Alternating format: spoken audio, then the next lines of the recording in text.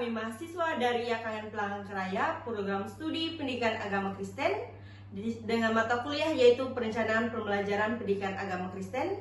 Di sini kami kelompok 6 yang beranggotakan saya sendiri yaitu Tika Diyanti, saya Gabriel Stefano Pitakuan, saya Elizabeth, saya Maya Oktaviani, saya Benaran Pelita, saya PB Media. Di sini kami akan memaparkan yaitu materi dengan tema yaitu prinsip perencanaan pembelajaran. Selamat menyaksikan. Baik, kita akan masuk yaitu poin yang pertama. Pertama-tama, kenapa sih perencanaan pembelajaran itu penting? Coba bayangkan ketika guru masuk kelas tanpa persiapan. Yaudah, dia asal ngomong aja, tanpa melihat buku, tanpa melihat materi. Hasilnya murid menjadi bingung, materinya nggak nyambung, belajar jadi berantakan. Sama kayak arsitek. Coba deh kalau arsitek bangun rumah tanpa blueprint. Kira-kira hasilnya gimana ya? Bisa jadi rumahnya miring, roboh, atau malah nggak bisa ditempatin. Nah, guru juga gitu. Blueprintnya adalah perencanaan pembelajaran agar alur mengajarnya jelas, tidak bingung, dan tujuan bisa dicapai dengan sistematis. Jadi, mengapa itu perencanaan pembelajaran sangat penting, teman-teman? Oke, sekarang kita masuk ke poin yang kedua. Prinsip perencanaan pembelajaran itu sebenarnya seperti panduan hidup bagi guru saat bikin rencana mengajar. Coba kamu bayangkan kalau guru adalah seorang chef yang mau memasak untuk tamu istimewa. Dia nggak cuma butuh resep, tapi juga butuh filosofi masak yang benar. Nah, prinsip ini yang jadi filosofi atau pegangan dasar guru, supaya rencana pembelajaran yang dibuat itu benar-benar berguna dan cocok sama kebutuhan murid-muridnya. Prinsip itu intinya adalah aturan main atau pegangan dasar yang harus dipegang teguh sama guru ketika lagi ngatur strategi belajar mengajar. Ini bukan sekedar teori doang, tapi lebih ke arah cara berpikir yang harus konsisten dipakai supaya hasil akhirnya maksimal dan sesuai harapan. Nah, ini yang sering bikin bingung. Gampangnya gini, komponen ini seperti daftar belanja yang harus dibeli. Tujuan pembelajaran, materi apa yang mau diajarkan, metode seperti apa, sama cara evaluasinya. Sementara prinsip itu lebih ke arah cara pandang atau sikap mental guru dalam menyusun semua komponen tadi. Jadi, komponen itu wujudnya konkret dan bisa dilihat di RPP. Sedangkan prinsip itu lebih ke filosofi yang mendasari. Intinya, tanpa prinsip yang jelas, guru bisa aja bikin RPP yang lengkap semua komponennya, tapi ujung-ujungnya cuma jadi pajangan doang karena nggak nyambung sama realita kehidupan siswa di kelas. Baik teman-teman, sekarang kita masuk kepada materi yang ketiga. Pentingnya prinsip dalam membuat RPI atau modul ajar adalah bagaimana dokumen tersebut tidak hanya sekedar formalitas, melainkan panduan nyata, efektif bagi guru dan siswa. Tanpa prinsip-prinsip ini, RPI seringkali hanya menjadi daftar kegiatan yang kaku dan tidak relevan. Dengan kondisi di kelas, adanya prinsip membuat RPI atau modul ajar berpusat pada siswa, yang artinya disusun sesuai dengan kebutuhan, minat, dan bakat mereka. Selain itu, prinsip juga memastikan pembelajaran menjadi kontekstual, yaitu berhubung dengan kehidupan kita sehari-hari, sehingga materi tidak hanya sebagai teori. Dokumen ini juga menjadi bagian fleksibilitas dan adaptif yang memungkinkan guru menyesuaikan rencana situasi lapangan, yang akhirnya prinsip juga mendorong kolaborasi antara guru dan menjadikan RPI atau modul ajar lebih kaya dan komparatif. Contoh penerapan yang bisa dilihat dari dua hal sederhana. Yang pertama adalah penerapan prinsip psikolog positif, di mana guru meyakinkan kegiatan apresiasi teman sebaya di dalam RPI. Misalnya, setelah presentasi, siswa dimintai untuk memberikan komentar positif kepada kelompok lain. Hal ini membuat siswa merasa dihargai dan meningkatkan rasa percaya diri kita. Kedua, prinsip integritas teknologi dapat diterapkan dengan memanfaatkan alat digital. Contohnya, guru bisa menggunakan aplikasi online seperti Google Chrome atau mengumpulkan pendapat siswa dari berbagai diskusi. Dengan cara ini, pembelajaran menjadi lebih efektif dan menarik bagi siswa. Dengan demikian, prinsip-prinsip ini mengubah RPI modul ajar menjadi peta jalan yang benar-benar memandu guru dan menciptakan pengalaman yang bermakna. Oke, kita masuk ke dalam poin yang keempat.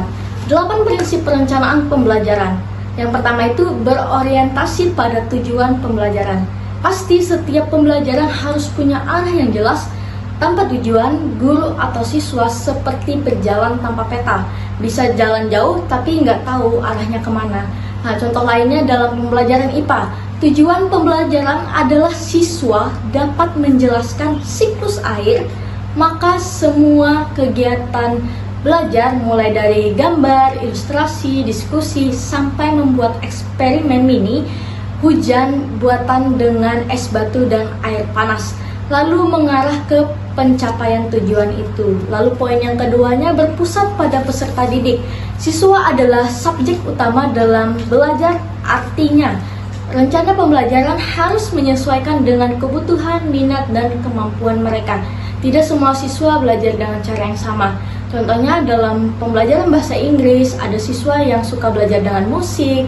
Guru bisa menggunakan lagu sederhana untuk melatih kosakata mereka, sedangkan siswa lain lebih suka visual, jadi guru menyediakan gambar atau flashcard. Yang ketiga, sistematis dan terstruktur. Pembelajaran yang baik tersusun rapi dari awal hingga akhir, sama seperti cerita yang punya pengantar, isi, dan penutup. Proses belajar juga perlu alur yang jelas. Contoh lainnya saat mengajar sejarah proklamasi.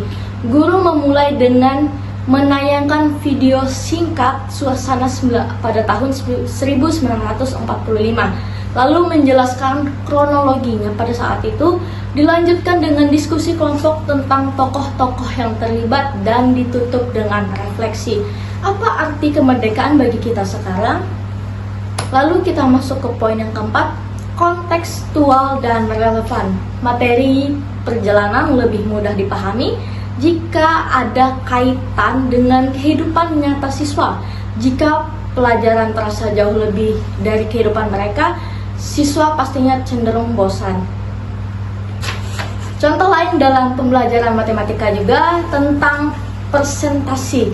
Guru mengaitkan dengan diskon di toko online misalnya kalau ada potongan harga 30% untuk sepatu harga 200.000, berapa yang harus dibayar? Nah, ini membuat materi terasa dekat dengan kehidupan mereka.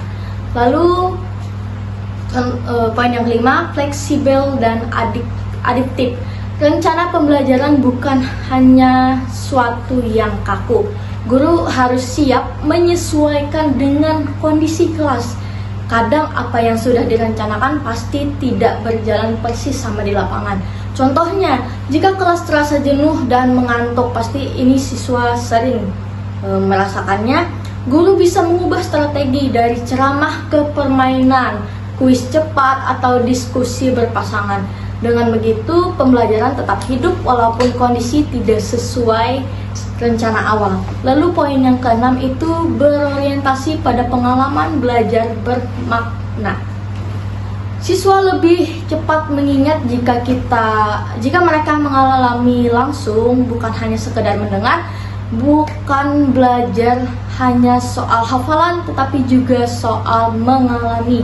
Contoh lainnya, daripada hanya menjelaskan cara menanam, sebaiknya guru mengajak siswanya membawa pot kecil atau menanam biji kacang dari proses merawat hingga melihat pertumbuhannya. Siswa dapat mendapatkan pengalaman yang lebih dalam. Lalu poin yang ketujuh, keterpanduan dan berkesinambungan. Pembelajaran tidak boleh terpisah-pisah. Apa yang dipelajari di suatu pertemuan harus berkaitan dengan materi sebelumnya dan menjadi dasar untuk materi berikutnya. Contoh lainnya, saat mengajar IPA, konsep tentang ekosistem di kelas 5 SD menjadi dasar untuk memahami rantai makanan dan keseimbangan lingkungan di SMP. Nah, guru bisa mengingatkan materi lama agar siswa dapat melihat hubungan antar topik. Lalu poin yang terakhir, poin yang ke-8 adalah efektivitas dan efisiensi. Pembelajaran harus mencapai hasil maksimal dengan waktu dan sumber daya yang tersedia. Jangan sampai waktu habis hanya untuk satu aktivitas yang kurang bermanfaat.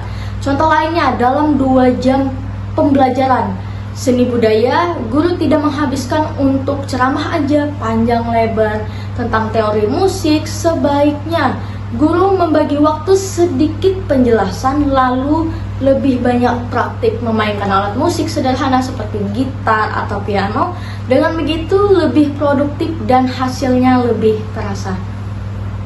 Selanjutnya kita masuk ke dalam poin yang kelima, yaitu kendala umum yang dihadapi guru di kelas, yaitu yang pertama, metode ceramah yang monoton. Pengajaran yang didominasi oleh ceramah satu arah seling membuat siswa bosan dan kehilangan fokus. Akibatnya materi yang disampaikan sulit diserap dan interaksi di kelas menjadi minimal. Dan yang kedua, keterbatasan sarana dan prasarana. Tidak semua sekolah memiliki fasilitas lengkap seperti proyektor, laboratorium, atau perpustakaan yang memadai. Kondisi ini membuat guru sulit untuk menerapkan metode belajar yang interaktif dan visual. Dan yang ketiga, jumlah siswa yang banyak. Kelas dengan jumlah siswa yang besar mempersulit guru untuk memberikan perhatian secara individual. Guru juga akan lebih sulit untuk mengelola kelas, memantau setiap kemajuan siswa untuk memastikan semua siswa terlibat secara aktif. Dan untuk mengatasi ceramah yang monoton, yaitu yang pertama, diskusi kelompok. Bagi setiap siswa menjadi kelompok-kelompok kecil untuk membahas topik tertentu. Guru bisa berperan sebagai fasilitator, memandu diskusi dan mendorong siswa untuk saling bertukar pikiran. Dan yang kedua, pembelajaran berbasis permainan. Ubah materi pembelajaran menjadi permainan yang menarik, misalkan membuat kuis interaktif dengan poin, kompetensi antar siswa, dan teka-teki yang harus dipecahkan bersama. Ini akan membuat siswa lebih termotivasi dan antusias. Dan yang ketiga, bercerita. Gunakan cerita atau analogi sederhana untuk menjelaskan konsep yang rumit. Pendekatan ini akan membuat materi lebih mudah dipahami dan diingat, karena manusia cenderung lebih mudah terhubung dengan narasi. Dan yang ketiga, untuk mengatasi sarana dan prasarana. Yang pertama yaitu memanfaatkan barang di sekitar. Gunakan benda-benda di sekitar sekolah atau kelas untuk dijadikan peraga. Contohnya menggunakan daun, batu, atau benda lain untuk pembelajaran biologi dan matematika. Papan tulis, spidol, dan kapur adalah alat yang efektif jika digunakan dengan kreatif. Dan yang selanjutnya, pembelajaran di luar ruangan. Pindahkan kelas ke luar ruangan seperti di taman atau sekolah. Siswa bisa belajar tentang ekosistem secara langsung atau mengobservasi fenomena alam. Dan yang ketiga, mengatasi jumlah siswa yang banyak, yaitu pemanfaatan peer teaching. Minta siswa untuk menguasai materi untuk membantu teman-temannya yang masih kesulitan. Selain mengurangi beban guru, metode ini juga meningkatkan rasa tanggung jawab untuk kemampuan sosial siswa. Dan yang kedua, sistem poin dan penghargaan. Buat sistem poin dan penghargaan setiap kelompok atau individu yang aktif berpartisipasi. Ini akan mendorong persaingan yang sehat, membuat siswa lebih semangat dalam belajar. Dan yang terakhir, atur formasi duduk. Ubah formasi di kelas secara berkala, misalkan atur meja menjadi kelompok-kelompok untuk diskusi, atau buat formasi melingkar untuk mempermudahkan interaksi. Baik, kita masuk dalam poin yang terakhir, yaitu kesimpulan. Prinsip perencanaan pembelajaran bisa kita ibaratkan sebagai kompas bagi guru. Tanpa kompas, perjalanan mudah tersesat. Begitu juga tanpa prinsip, pembelajaran bisa kehilangan arah dan hanya jadi formalitas.